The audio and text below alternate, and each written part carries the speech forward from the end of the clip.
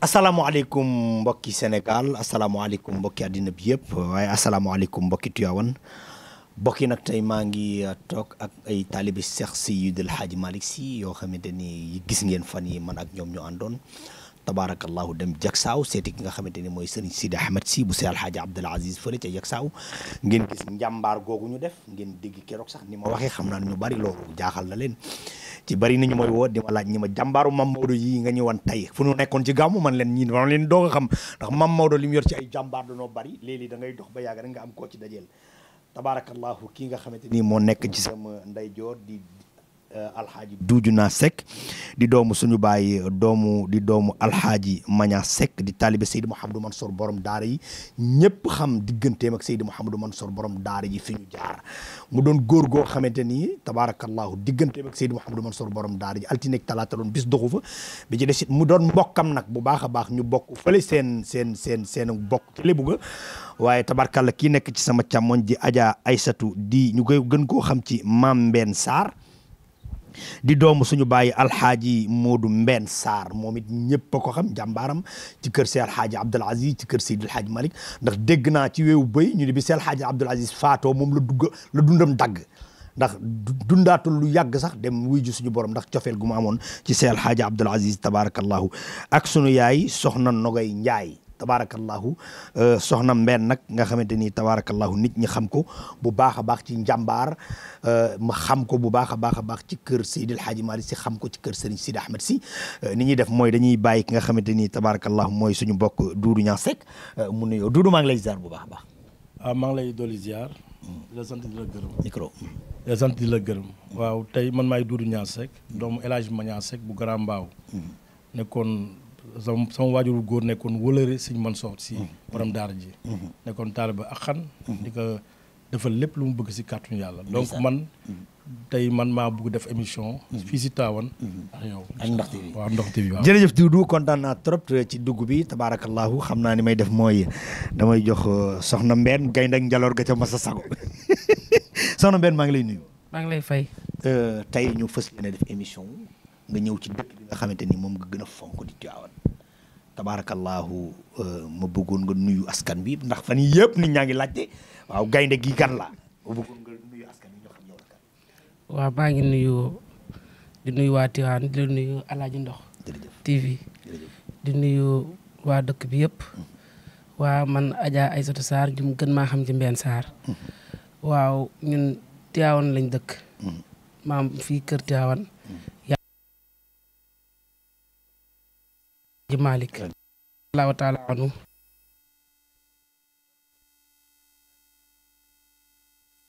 moo ñu indi tey Tivaouane gi loolu lu yàgg la du tey loolu lu yàgg la du tey moo tax tey ñu ñëw Tivaouane suñu cofeel yëpp Tivaouane lañu am suñu bëgg-bëgg yëpp Tivaouane la suñu xol Tivaouane la suñu duggee Tivaouane dañuy kon cofeel gi da ngeen ko donn waaw dañ ko donn suñuy maam ak suñuy baay yàgg na du tey dañ ko doon suñuy maam ak suñuy baay yàgg na du tey loolu lu yàgg la ndax samay nopp damay dégg ni sama ndijaay ji xam mbokk sama yaay benn ndey moom dafa mosoon gént gis Alaaji Mansour ci benn tool mu xëy mu ziyaare ko ci gént gi boobu ñeen moo papa Alaaji Mor Sarr papa Abib Sarr mook sama papa ñoo bokk benn baay ñu nekk ca daara ja ci soxna yaa Nafisi maam Nafisi foofu ca mbir kilaan nee na bi so Alaaji Mansour ñëwee di ñëw si maam Nafisi di ko seet si nee na sama ndijaay da ko seen rek yuuxu na ki ma wonoon ci gént mi ngi nii dafa géntoon gis maam Mansour bi mu dajee ak moom mu ni kii laa gisoon ca gént ga daal di yuuxu daal dem ne bàyyi dagg naa lépp su ma mokkalee alxuraan damay topp maam Mansour loolu du tey waaw loolu moom bu doon tey deret ji rogalaat la man du tey sam papa tamit noonu la meloon ci kër gi sam papa bañ gën a nekk xale di ñëw Tivaouane moom gàmm moo daan ñun moo nekkoon sunu décembre moo nekkoon seen fête moo nekkoon sunu fête ndax sam papa dafa tàngoon du bàyyi ñu génn man mosuma passé Tëngéej fu du Tivaouane bu Tivaouane jotee lépp la ñuy defal pour indi ñu Tivaouane mun na sëñ Babacar Sy radiyallahu taala anhu da ko daan naan yéen di leen indi xale yi Tivaouane ndax bu ñu màggee xam li Tivaouane wallaahi loolu moo indi sabab sama papa nag bëgg Alaaji Abdou rakkam ju mbokkal ndey ak baay bi Alaaji Abdi génne àddina dafa ñëw ci rob bi génn naan meew daanu génn àddina. allahu akbar. sama papa korom di génne Alaaji Abdi génn àddina moom ca la pare ci àddina ba korom mi wuyu ji boroomam ku ko gisatul ñun ak ay sunuy ay doomam ak ay soxnaam mën a dund gu Alaaji Abdi nekkatu ci kaw suuf moom dootu fi dund. la ilaha kon loolu moom. loolu moo indi sa mbokk. waaw loolu moo indi sama mbokk ak Tiwaan Habib Sarr nag ñoo bokk benn baay. dooy Habib Sarr bi daan waxtaan. ñoo bokk benn baay. est-ce que. baayam ak sama papa seen ñaari baay bokk ndey ak baay. est-ce que. yaayam tamit di suñu bàjjan. est-ce que. loolu dafa yàgg. xam nga dafa am yoo xam ne doo ko mën di nettali. non yow moom da ngaa bokk ci gétt gi yow moom doo ñaan doo ñaan meew yow ci gétt gi yow bokk Serigne maa ngi lay ziar bu baax. Alxaaji Duudu Ñaa Seck. dégg naa tamit man ci yooyu bay ndax man bu may def émission bala maa ñëw damay gëstu ki may waxtaanal kan dégg naa sa diggante baay ak Seydi Mouhamadou Mansour borom daara lan nga ñu ci mën a may te xam naa ne am na yoo ci fekke. waaw li ma si fekkee bari na moom dafa nekkoon moo Alaaji Daam Mansour. Daam Diop Mansour. waaw ñoom ñaar ñoo nekkoon ay piliers am. lu mu musaan soxla rek. ñaar ñooñu lay woo. boobu jamono man maay dawal sama waajur. maa nekkoon chauffeur am di ko dawalal góor gi. waaw di ko dawalal. donc fu mu amee soxla. wooyee Daam Mansour. woo El Hadj Maña Seck man maa di ñeenteel. si mbir néeg bi. bu ñuy yónni man la ñuy yónni. donc li ma gën a frappé rek mooy benn bés am benn saisi bu waroon am. si kër gi. am ay gars yu manigancé bëggoon toroxal waa Tivaouane. si alal ju bari mat na ay 100 et quelques millions. gars yi taxaw andi huissier yi andi demande d'assistance bi préparé journalistes yi te loolu bu amoon rek sëñ Mansour aalu na lii bu amee rek dañuy toroxal Tivaouane. mu am ñu mu woo taalibe yi. mais comme am ñoo xam ne matewuñu ko. xaalis yi bari na takku na ñemewuñu ko def. boobu El Hadj Daam la woo ak paa bi mujj woo ñoom ñooy ñëw fi ñu toog ci salle bi paa bi xaatim 100 et quelques millions daam xaatim ñu réglé problème boobu. allahu akbar. keroog moo tax keroog lii gars yi naroon def loolu mujjul antu mujjul nekk. la ilaha illallah. keroog sëñ Mansour dafa kontaan. loolu daal mooy image bi ma gën a marqué maa koy jàpp ba léegi. bon si émission la nekk bu mu tudd tur. dëgg la. mais keroog moom sëñ Mansour dañ ne si gën ngeen Tivaouane. wallaahi si gën ngeen Tivaouane. donc li ñu dugg nii tey. Tivaouane ñu doon ko donnu. du ay ngisal. ñun Tivaouane rek lan am. bu Tivaouane soxlaa moom. wala mu xewle. sama olof nag comme ni mu waxee. waaw leerul trop. mais pour gars yi ma gën ma comprendre. waaw du mu nitu débat télévision yooyu quoi. mais mënul ñàkk. waaw mais li ma mën a wax daal ñun daal ay taalibe lañ. Tivaouane moo ñu ñor. waaw lépp lu jógee Tivaouane daal ñu ngi si affaire am. parce que dégg naa ñu ni sa waajur wu góor ak Seydi Mouhamadou Mansour borom daal dañu bokk sax ci wàllu deret. waaw bien sûr. dañu bokk ci wàllu deret. bien sûr tamit bëri na secret yu Serigne Mansour yoo xam bu ko daan génne moom dong la ci daan waxal ak El Hadj Dame Diop daawuñu ñett. waaw loolu moom dëgg la mooy li ma wax léegi rek. waaw boo musaan xool nii daam ngay gis. ba mu xosaal ne la nii Maña Seck ngay gis. est-ce que waaw loolu lu wér la. waaw lu wér la loolu lu wér la. kon yéen seen jàpp ci Tivaouane ndono la ci seen. wéy bien sûr ndono bu wér la sax. ndono bu wér la waaw ni def nii du ngis dal de. dañ ko donnu. mais damaa gis ne nag dafa mel ni góor gi bu fekkee da daan def benn yéen da ngeen a def fukkam dafa mel ni da ngeen a yokk cere dolli ñeex. waaw loolu jamono moo ni toll rek. jamono yi peut-être noonu lañ tolloon. dañ ñaan yàlla suñuy doom. yu suñu sët bu ñu ñëwee. dépassé nu comme ni ñuy wax rek Tivaouane amul tànki ginnaaw tànk kanam la am. dëgg la li ñu def nii lu ndaw la. juste bi ni bokk maamam ñoo ko def. kañ lañ ko def kañ la woon. mercredi lañ ko def. ba nu xëyee 10 fois loolu ñëw na. non defal ndànk. waaw non defal ndànk wax nga ko keroog bi ñu toog saal bi defal ndànk gars yi dama bëgg émission bi ngeen def ndànk parce que man aussi kenn du ma sorxo parce que man dem naa jak saaw gis naa li ngeen fa yóbbu. gis naa juróom-ñaari yëkk yoo xam benn bu ci ne leer na man dina jar lu ëpp million. gis naa gileem te xam naa gileem la muy jar. gis naa ceeb ba gis naa dëwliñ ja gis naa soble sa gis naa la muy ànd lépp nga ni ma loola ngeen fa yóbbu ba ngeen xëyee. bi nu xëyee. waaw. chaussée bi moo ko def. le terrasse yi moo ko def. waaw mu génn si xaalisam. waaw jëndal loolu. waaw bu mu ko jëndee. bii ñëwee yow aalu nga sax saal bi. wax nga li ngay wax. ba nu xëyee 10 fois jot nañ ko entreprise bi 10 fois dugg na lu mel noonu dugg na te sëñ bi waxoon na ko korog si biir saal foofu mu taxaw. allahu akbar 10 fois la dugg. jërëjëf xëy lendemain Seydi El Hadji Malick Sy allahu akbar. ñun nag li tax ma loolu mooy tey si 5 ans yi ñuy doxal nii. juste bi ñu géré Mahamad le terrassier. ñun nooy number one si promotion immobilière lañ fi def Sénégal kenn def ko 5 ans yi 2000 ba 2005 si programme immobilier. amul ko Sénégal gépp te plus wuñu def nu dara mais nit ñi xam ne li ñuy wax ñuy dégg dañ ko xam tey actuellement ñu ngi def benn programme boo xam ne 300 hectares la à Pout Kër Mouché 10 000 parcelles viabilisées donc programme boo xam ne dinañ ko commencé daaw lañ ko commencé le 24 novembre 2024 lañ ko démarré. sëriñ ñi bu ñu paree après dañuy jaay service commercial loolu dara amul benn problème ñi xam non non ñi moom bul tiit ñii moom service commercial bu ñu fa jaaree di nga kontaan nga ni 300 hectares. 300 hectares ñoo ngi commencé terrassé nañ ba pare ñoo ngi borné ñu ngi dugal courant bi. banque dugal ci dërëmam. waaw. joxal kii non wuy ma non damaa bëgg na ngeen def ndànk nag xam nga lan la jaay doole baaxul Youssou Ndour way na ko ci benn wayam mais bu ca yemoon sax mais dañuy ak ci lu mu mënti doon bari ki démb gis naa ngeen def démonstration de force fële ca Jaksaaw man maa ñëwoon keroog sax damaa aalu ci bi may wax tayuma ko santoo leen ma ko waaye man fu ma gis ku defal Alaaji Malick lu baax ma wan ko addina bépp a ngi woote ko ne di laaj kii kan la jàmbaar yaa ngi nii jàmbaari Sidi Hadji Malick yaa ngi nii jigéen ju mën góor jàmbaari fëkk tëdd kii donn bàyyam ci la mu daan defal Sidi boobu noonu sur borom daara ji kii donn bàyyam ci la mu daan defal Cheikh Hadji Abdoul Aziz dégg ngeen ma wax leen ni leen ba Cheikh Hadji Abdoul Aziz wuy jee suñu borom am na mbokkam moo xam daa gersu naan meew faatu ci saasi bàyyam dani réew mu Alaaji Abdou dundatul man soxlaatuma faa dund jàmbaar jaa ngi nii léegi yow nga ni ma lan looy wax ci li kii wax waaw li kii wax dama ciy dëggal xam nga da nga wax sànq sa biir wax ni ñu bari dañ ne la kii fan la ne woon lii du tey lañ ko jëkk a yóbbu Jaksaaw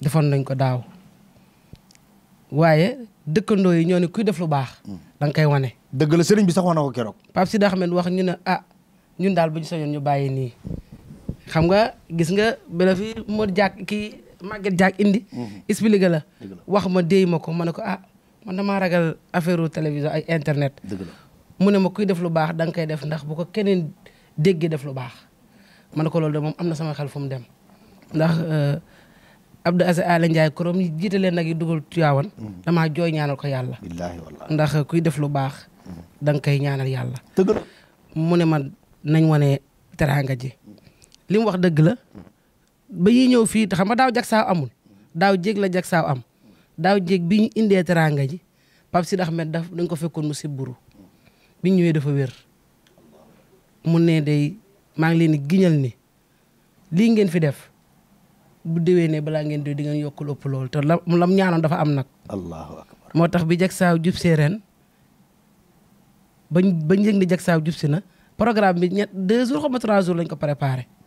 lii ngeen def Jaksaaw ni waaw 2 jours 3 jours ndax vendredi laa xëy ñu liggéey bi jàppuñu sama mag bi ne ma xam nga ni Jaksaaw le 18 la ma ne ko Jaksaaw di le 18 février mu ne ma non xoolal kii ma ne ko joxoon nañu carte xaar ma xool ko ma ne ko ma woo ko ma ne ko Jaksaaw yow 18 février la.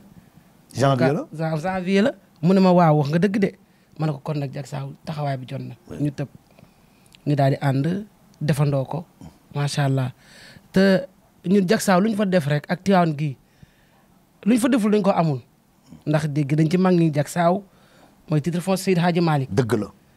dégg nañ ci ka ma njëkk a yóbbu Jaksaaw dani ma maam Abdou ni ko woon Jaksaaw ku góor bañ mu dem dugg àjjana bu fa teg tànkam. barke alxuraanul karim. te Abdou Aziz Mbaye ma ko. ci maam Abdou déggoon mu ni. waaw mu ni Jaksaaw ku fa teg sa tànk say mbir dina jag dina saaw. waaw mu wax loolu yàgg naa dem Jaksaaw nag. yàgg na boobu dama daan toog ci taatu garab rek togg. mës naa la dégg nga ni ba ngay njëkk a def teraanga mbuusu màngo nga fi. waaw Tivaouane ndax ba ma njëkk ñëw Tivaouane dama am yéene woon def fi lu baax. waaye aw ma woon doole def. moins waaw may jógee di ñëw dugg super laa dugg. ma romb mango puut boobu puut mango ju bari na. ma jënd 1000 francs mango bi ma ñëwee ci dal bi ñu añ ba pare ma raxas ko dagg ko jox ko góor ñi xooxi la jigéen ñi lekk koroo ko góor ñëpp a yéemu ku ne mos nga ci dagg ndax defin bi moo nekkoon ci ñoom pas bi dëgg la man leen man su ma dikkee du ma sol yére damay ne ci waañ bi di togg doon yaay faar rek di togg ndax dama ne awma lu ma def waaye sama doole maa ko moom yàlla def ma ñaan ci gàmm gi ne yàlla maa ngi lay ñaan ci barke bërëb guddi gii ci barke Seydi Hadji Malick ci barke doomam njabootam gu baax gii su déwénee su may ñëw yàlla na am oto moo indi yàlla na ma yàlla may furi bi ñu lekk ci dal bi ma di ko indi sa déwén sa ba may ñëw indi naa keesu pomme keesu orange keesu banana luye oto est-ce que ma ne affaire bi xaw na neex de na soppi ko waaw naa ñaan nag yàlla may ma sama oto bopp yàlla may ma sa déwén sama indi sama oto bopp ma gis ni secret am na secret ci dëkk bi am na secret at bu may ñëw rek ma mujj ma dem ba yàlla def ni bu gàmm jotee dal ba dañ daan rey benn nag paysage amuñu woon nag dañ daan jënd jën mujj dal bi ñuy rey ay ñaari nag ñetti nag maa xëy rek géngu ñu góor ñi far force ñaari nag ñu ngi daan dal fii ci morgu hôpital Mame Abdou Dabakh bi morgu porte boobu waaw am na benn kër ba léegi daayira baa ko moom yàlla indi ma ne dinaa wuti sama kër Tiwaawan ndax damay bañ jëm mag wala bëgg naa tey ku bëgg ñëw Tiwaawan dal ak man ba yàlla indi ma fi waaye ba tey maa ngi ñoom bàyyante wuñu est-ce que ba tey ba xëy yow maa ngi ñoom bàyyante wuñu loolu yëg-yëg la ci man ci li ma yéem mooy keroog damaa gis ngeen def teraanga yi ba pare boole koog di jooy mais man Mame Maodo lan la weer de parce que nag teraanga bu tol nii ku ko def ba pare boole koog di ko xeeb mani Mame Maodo man daal turu yàlla wi mu weer di jaaxal na waaw xam nga tax ñu xeeb ko dégg lu du wax sànq waaw du wax ba am solo dañuy koroog bi ñu indee teraanga ji sa suba sa lendemain ba dañoo am lu ëpp 10 fois lool maanaam li ma bëgg a xam mooy alal ji ngeen jënde woon nag ya jënde ko giléem yi jënde ko ceeb bi dëwliñ ji boisson bi ndox ma mango ya konkorong ba pitikola ya lépp da ngeen a am 10 fois lu ëpp lool ci barke Seydi Hadji Malick ci barke Seydi Hadji Malick waaw allahu ba mu xëy wax ma ko na ma xam ma ñibbi wu maa ngi fi mu woo ma ne ma sant yàlla ma ne ko mu ne li ma doon dox ci ñaari at yàlla sottal na ko tey bokk yi dama bëgg ñun ñëpp ñu ànd wax jërëjëfe Seydi El Hadji Malick Sy wallahi la azim la mu saf ka ko macca ko xam la mu saf ka ko macca ko xam Abdou Aziz Ala Ndiaye Abdoulaye Ndiaye ngal gu sama xarit yooyu damay waxtaan ak ñoom gàmm bu jotee ñu ne ñun gàmm la ñuy defal lu nu am ci alal bu gàmm jotee ñu jaay ko wax bii nga wax ci Aziz laa ko njëkk a déggee mu ni 300 millions yi may def ci gàmm mu ni bu ma delloo Ndakaaru bala moo am une semaine ma doublé ko loolu dëgg ndax man sama kër suñu kër gi bu gàmm jotee sama mag bi xam na li may wax du ma tëdd ci néeg ñaari kër yëpp du ma tëdd ci néeg fii yëpp dama naa balaa sama xol bi sedd fu waaye di lekk fi ngay lekkee kër gi amul buntu amul gardien amul buntu amul gardien amul lii la fii kii mooy lekk amul VIP amul man taalibe laa man awma VIP fii fu waay ñëw Ibrahima Sarr mii xam na li may wax ñi fi fanaan fii ci gàmmu saal bi xaw ma leen moom xamu leen bi ñuy dugg sànq am na ku ñu àndal mooy waajale nee na fii ñi fiy dal xamoo leen xaw ma leen xaw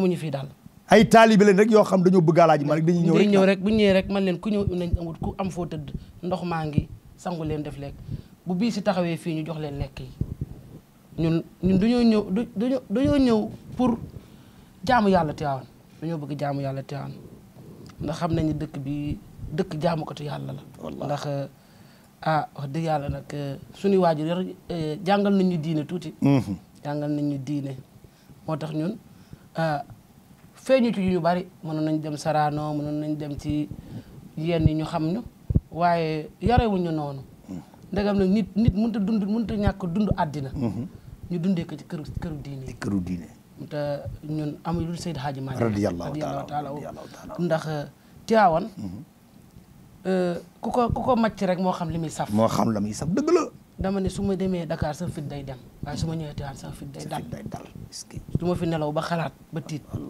kon loolu lu rëy la wax nga sànq ni Pape Sidi Ahmed lu indi suñu ànd xam nga Habib Sarr taalibe sëñ Babacar Sy Mansour la daawul jóg suñu kër Alaaji Abdou sama baay soppeem la sëriñam la moo ko may werd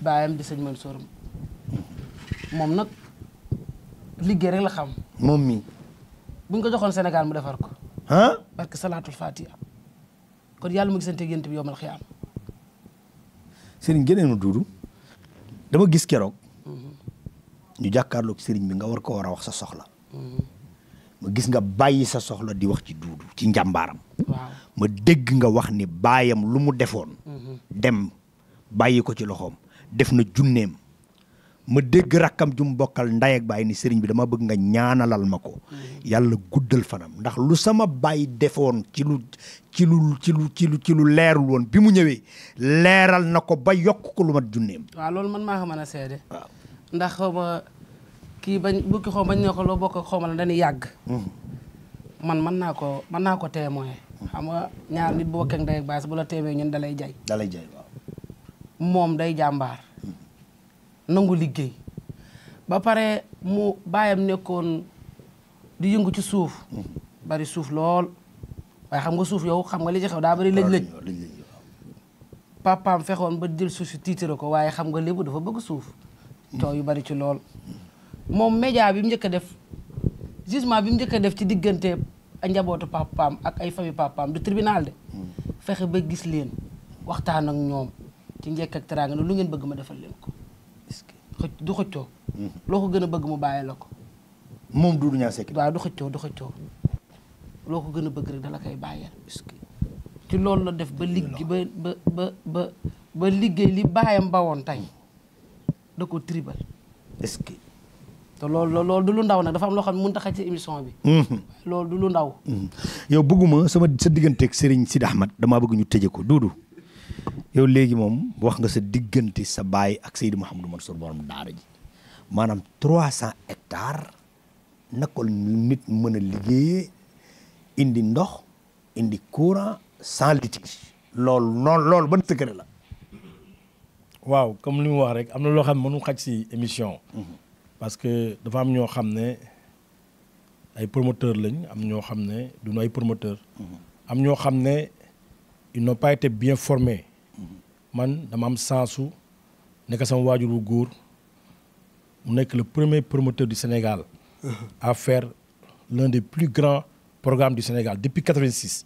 C'est le premier à faire 1522 parcelles viabilisées à Aïnoumady Kër Massar te sëñ Mansour moo jox tur bi Aïnoumady.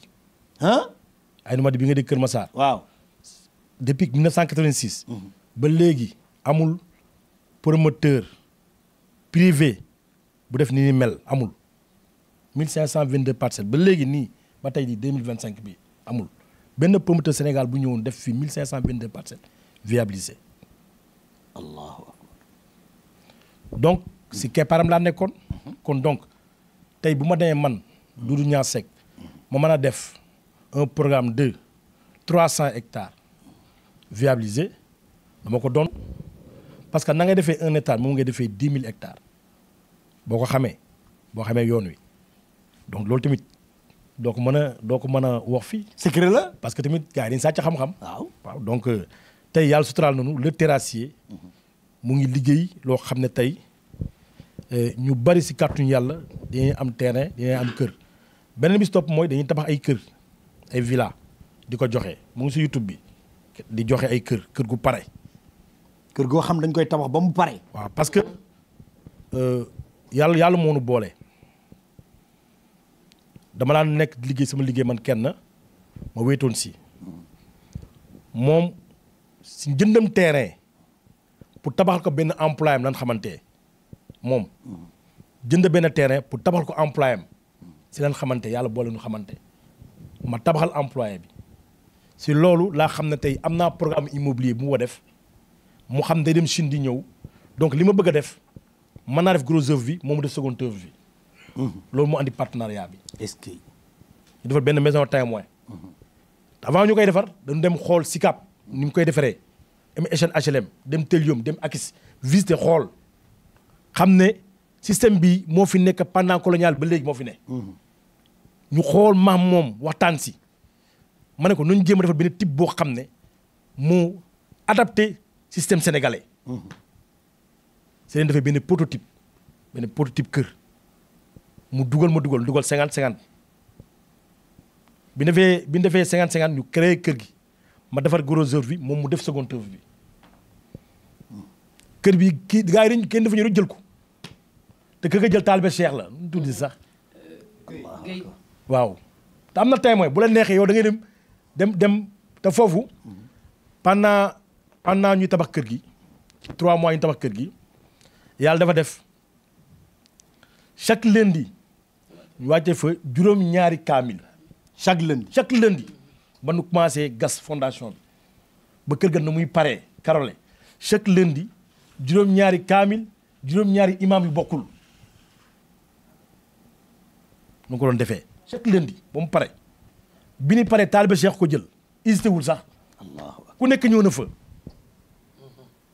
ku nekk ñëw naa ni muy dafa ñu rek dugg jël muy taalibe Cheikh ñu jox ko système boobu nag lanu créé benn système boo xam ne bu nu gaa yi toppee wala ñu déglu nu wala ñu sessi nu am na lu ñu teg loo xam ne chaque Sénégalais lambda. mais li ma dégg nii ngeen koy wax Alhaji Doudou mais est-ce que les autorités du Sénégal est-ce que ñu ngi collaborer ak yéen parce que nag 300 hectares viabilisés ak yi ngay expliquer nii dans les normes les autorités du Sénégal dañoo war a wax ak yéen pour au moins ngeen dugal seen loxo ci réew mi pour au moins nit ñi mën a am ay dëkkuwaay.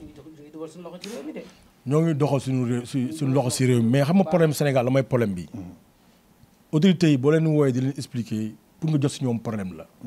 wala buñ lay déglu dañ laa je vais te mettre en rapport ak diw loolu mooy problème bi mais tey renseignements généraux yi lan lay jariñ Sénégal renseignements généraux lan lay jariñ du enquête topp politicien ñoom loolu lay def topp politicien déedéet du noonu renseignements généraux dañu war a di renseigner di xool ñen ñooy champion yi si tel ou tel domaine pour jël état nekk attention am na ku gis fële mbay mi de am na lu muy def est-ce que duñ ko woo boolu kam ministre de l'agriculture am na koo xam mu ngi si habitat bi est-ce que duñ ko mettre en rapport avec ministre du urbanisme mais loolu mooy RG renseignements généraux loolu la war a jëriñ am réew indiqué ñu woo champion yi ñoo demal ba dëkk mais pas ay polémique politicien te renseignements généraux yi la ñuy def da leen di focaliser politiciens yi topp leen politique mënu tardeel rek mais fii am nañ champion Sénégal yoo xam ñoonu mën fuuf bokkul sax problème habitat mën nañ ko régler Sénégal bu mu jeex dootu am problème on n'a pas besoin de corps étranger au Sénégal soxlawuñu ko ils sont venus pour piller notre ressource suñu xaalis yóbbu ko te ñun Sénégalais yi bu ñu taxawee jàppoo boo sax baaxul li ma mën a wax daal mooy ay taalibe la ñun. les terrassiers dégg nga ko les terrassiers. le terrassier aménagement waaw. mbokk yi tey dañuy waxtaane Seydil Hadji Malick waaye nag njàmbaaru Mame Maodo bu def ak njàmbaar dañ koy dugal ci biir émission bi ndax dégg nga kii taalibe Mame Maodo yi man li ma bëgg mooy képp kuy sénégalais dégg ngeen incha allah après dinaa jël numéro yi dugal ko ci suuf. ngeen collaborer ak ñoom yéen ñi nga xamante ne parce que man ni ma déggee mooy wóor na ma ni ndakaaru foofu la jëm soxna si njàmbaar gi laa bëgg ñu démarrer ko le terrassier. waaw bëgg naa nga wax ma ci tuuti ñu doog a tëjee sa diggante ak Serigne Sidi Ahmed si mu baax mu yaru moom. waaw loolu dinaa ci sawar a tontu le terrassier dafa nekk société boo xam ni dañoo bëgg jàppale ñi nga xam ni. seen doole bariwul te ñu bëgg am dëkkuwaay. seen doole bariwul te ñu bëgg am dëkkuwaay. waaw ñun waxuñu ak borom doole yi ñun ñi nga xam ne tey boo demee ci kër yi ci banlieue bi nga xam ne tey bu guddi jotee seeram day daw ci dëkkuwaay tëddin bi ak ni kër yi feesee te amuñu doole yi mën a jënd terrain boo xam day jar 6 millions 10 millions 20 millions te bëgg nañ ko ndax kenn ku ne boo sañoon foo dugg sa njaboot. ñu toog waxtaan ci maak moom ñu dem Pout dugg fa. gis terre bi gis autoroute à péage bi ñu xam ni fii dëkkuwaay la li njëkk a def bi ñu xalaatee ba defar ba terrasser 300 hectares yi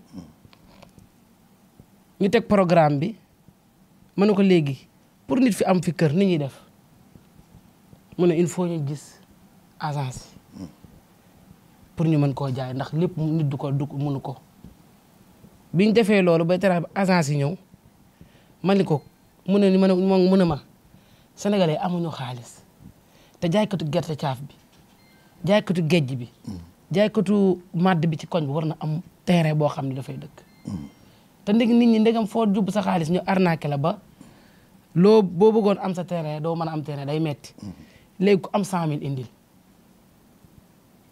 ñu yóbbu projet bi feeg ñetti at boo weccee feeg ñetti at di nga am sa terrain moo tax loolu sax man daf ma yéemoon man ndax xam moom am na loo xam ne da koo xam te man xawma ko bi ma ne ko 100000 ngay joxe apport mu ne ma waaw ku am 100000 rek indil weer bu dee bi jot nga joxe 100000 di nga am terrain bi dikkee ci terrain yi mu ne ma dama bëgg sax dama ciy dolli mooy dama bëgg sax di leen tabaxal kër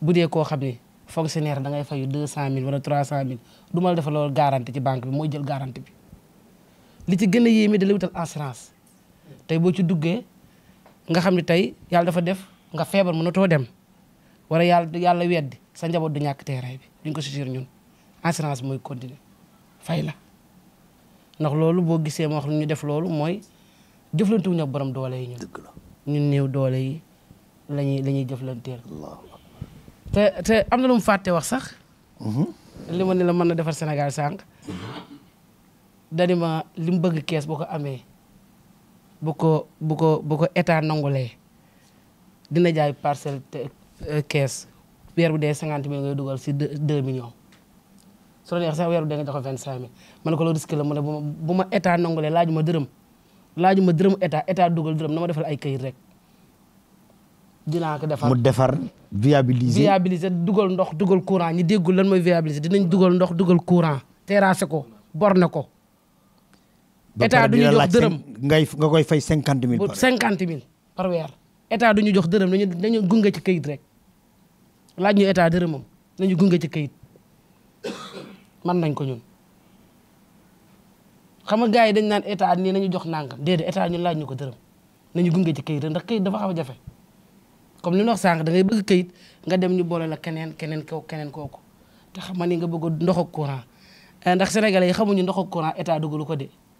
déedéet programme yi ñuy gis nii boo gisee terrain yi seer état jàppul ci terrain yi programme boo gis mu am ndox ak courant promoteur baa ko fa dugal ba pare bu léegi Senelec day ñëw lonk ci filam du promoteur du ko joxaat dërëm te kër gu xëcc di nga fay Senelec seen o ku xëcc di nga ko fay te ñun promoteurs yi ñooy dugal ndox dugal courant te amuñu benn lu ñuy fayaat. pas normal. looloo tax terrain yi seer. jërëjëf nga ne lan nga bëgg waaw foofu dama si dolli tuuti rek ne yàlla na yàlla yeggali mbir bi ma am mooy bi Ablaye Wade njëkkee wax 100000 logements ma ne ko dafa juum war wax 100000 logements Ablaye Wade ma njëkk wax 100000 logements ma ne ko dafa juum 100000 parcelles la waroon wax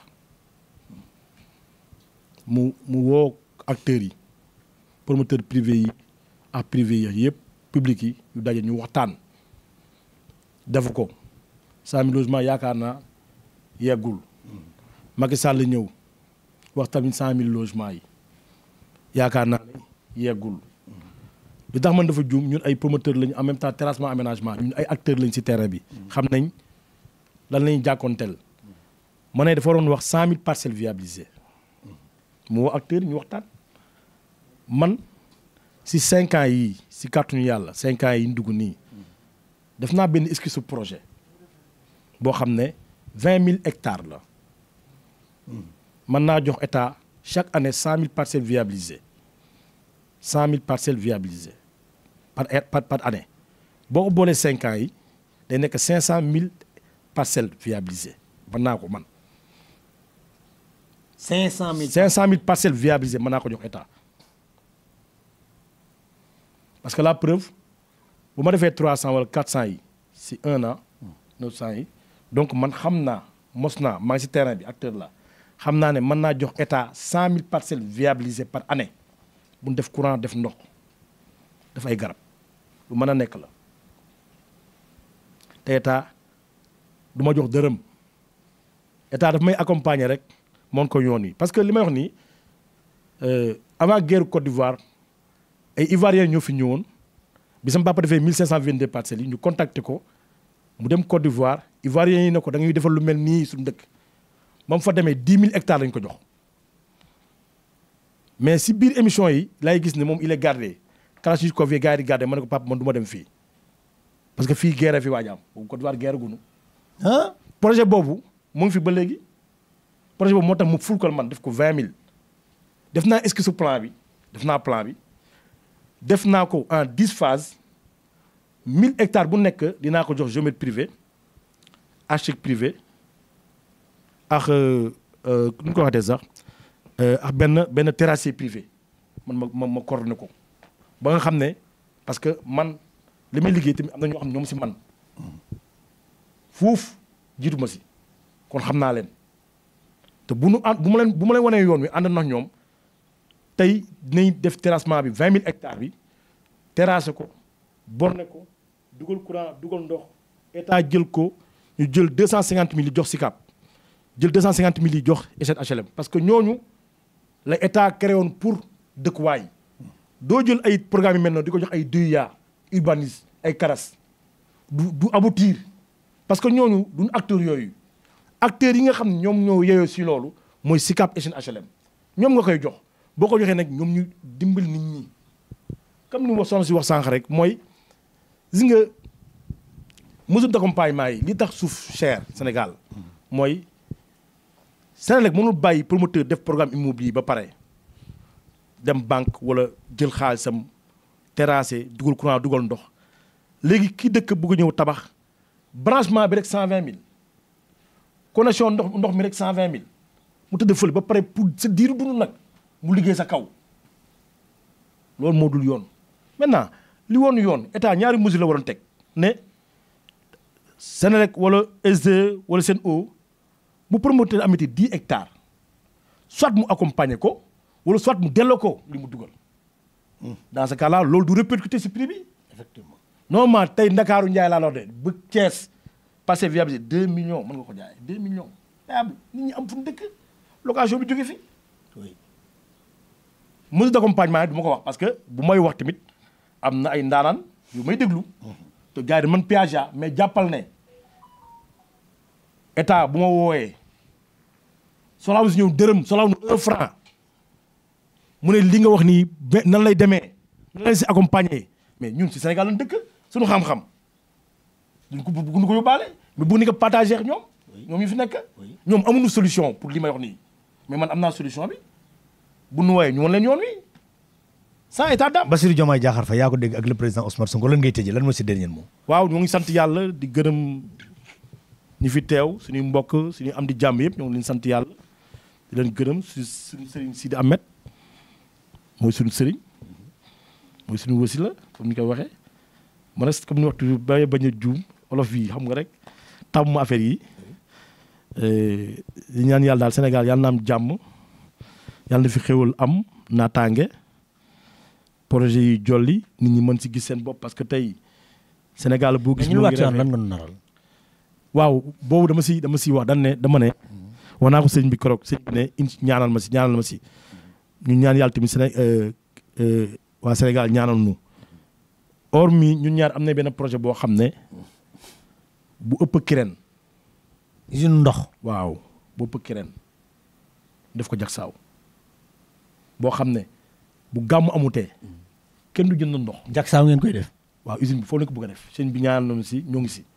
dañ bëgg si kàttuñu yàlla la ñuy gagné si yeneen projet yi samp benn usine foofu usine bu mag ñoo ngi si projet bi ñoo ngi si dem day sax si tukki yi muy tukki Chine yooyu yëpp sax bokk na ñoo ngi xool inspecté xool ñu koy defaree boo xam ne muy ëpp kireen ñaar ba ñetti yoon ba nga xam ne bu màggal gàmmu Tiwaawan amatee kenn du jënd ndox bu Jaksa amatee kenn du jënd ndox sëñ bi ñaanal nañu si nag loolu mooy sunu. waaw gis naa dem bëgg sëñ bi neen lépp dina sotti mooy sunu yéene waaw.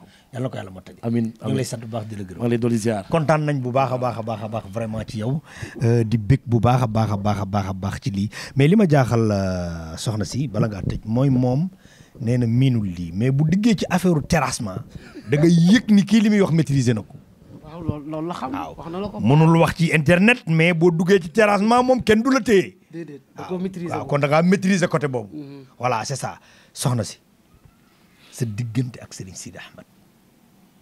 waaw Pape Sidi Ahmed gis naa keroog bi mu génnee xool jëf ji xool denrée alimentaire bi ni ma alxaaj ma ne ko waaw mu ne ma filmel ma lépp na lépp dugg ma gis mbégte mi mu am keroog ma yëg ci yow ni da ngaa am accès de contentement ndax li nga def loolu lan la.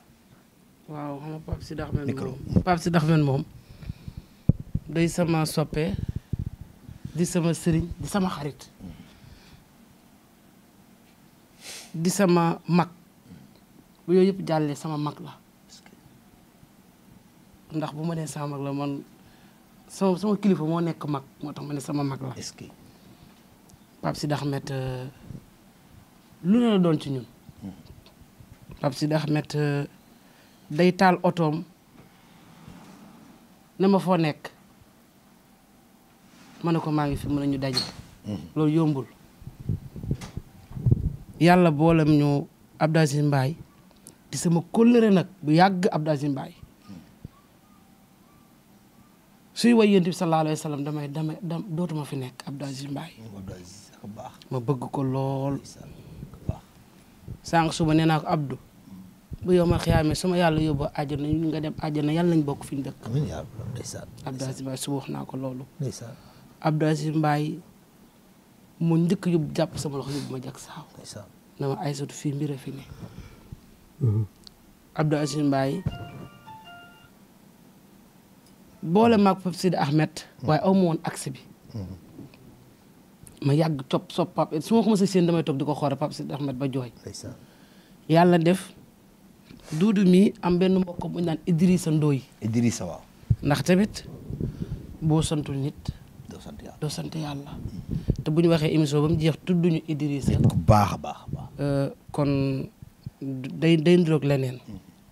korog boo ma présenté Idrissa ñu wax ba mu tudd Pape Sidi Ahmed damaa katawu Iddi ma ne ko dama bëgg a gis Pape Sidi Ahmed rek laa bëgg a gis. toog ak moom waxuma gis ni toog mun ma ci yéen la des ñu woo ñu Pape Sidi Ahmed ne mi ngi jag saaw korog ma njëkkee gis Pape Sidi waxuma sama soxla reer ba ñu reeroon toggoon reeru ma damaa jooy ndax kontaan ma ne ko yow laa doon wër gis naa la yàlla def Pape Sidi Ahmed am cofeel ci ñun nag projet yii ñu def yëpp Pape Sidi Ahmed moo fa njëkk a teg tànkam te buy ñëw li ma ci gën a yéem mooy dawalal boppam buy ñëw mooy dawalal boppam moom dama ne ko duudu mën a naam ma ne ko kër Seydi Hadji Malick lañ bokk waaye nit day am wéeruwaay ndax mag ni nañ ko amul wéeruwaay da ngay neex bu max yàlla defoon na sa baay kër Seydi Hadji Malick la bokk sama baay kër Seydi Hadji Malick la bokk idi ñëw jàpp suñu loxo ñu amoon cofeel maag yow pour seeti Pape Sidi Ahmed yàlla mottali ko jaaroo ci Idrissa nañ dem seeti ko ñu dem na ko yaay sunu lépp dénk nañ sunu léegi yaay sunu bunt ci Tiwaawan loolu cofeel yooyu lañ am ci Pape Sidi Ahmed moom tamit cofeel googu bu nekkee fii Tiwaawan ma nekk fi dana am ndax yaa ngi Tiwaawan moom na ma ñëwoon ñu waxtaan bu njëkkee ñu waxtaan affaire sëriñ affaire àddina la ñuy waxtaan kon loolu lu damay toog yàgg ma ne man de damaa ñemee sax Pape Sidi Ahmed yàlla bu ma seen leer yi lakk sax gaañ sax laa wax man ndax damay dem ba man damay génn sax fàtte ni yoon Pape Sidi Ahmed laa toogal dañu waxtaane lu ne mu nekk nit ku oyof nit ku baax nit koo xam ni macha allah am na loo xam ne sax mënu ma ko wax ci télévision maag sama diggante Pape Sidi Ahmed mënu ma ko wax moo tax jag saaw wax naa ko duudu de naa ko dama bëgg jag saaw bokk ci dëkk yi dàq ci Sénégal bu ñu ko nangulee jag saaw ndax nit tamit day tiitaroo nitam te Pape Sidi Ahmed mooy sunu sunu buntu kër Seydi Hadji Malick. dëgg la ndax man dama naan Seydi Hadji Malick rek moo tax ñoo xam Tivaouane. kon Pape maam Alaaji Malick lépp lu laal ci moom bànqaasam rek.